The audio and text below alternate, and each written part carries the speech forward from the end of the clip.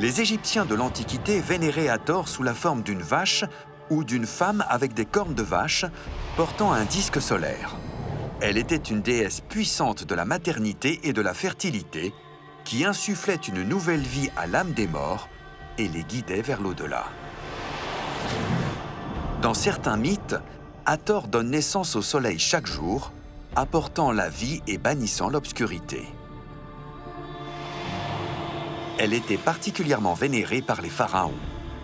C'est en les nourrissant de son lait divin qu'Hathor leur conférait le pouvoir royal.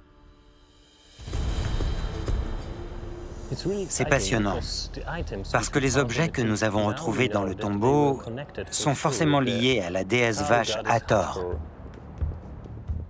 Le tombeau date de bien avant le règne d'Hatchepsout. Mais les amulettes à l'effigie d'Hathor qu'on y a retrouvées sont contemporaines. Elles sont la preuve irréfutable que le tombeau était utilisé par une secte vénérant Hathor à l'époque d'Hatchepsout.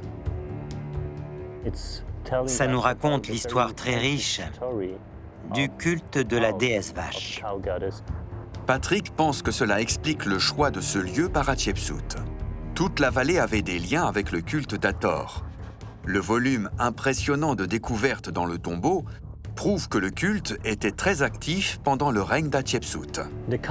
Cette divinité était vénérée à Deir el-Bahari, au moins depuis le Moyen Empire. Et c'est à Deir el-Bahari qu'Hatshepsut a décidé de faire édifier non seulement son temple, mais aussi un autel spécial pour la déesse vache.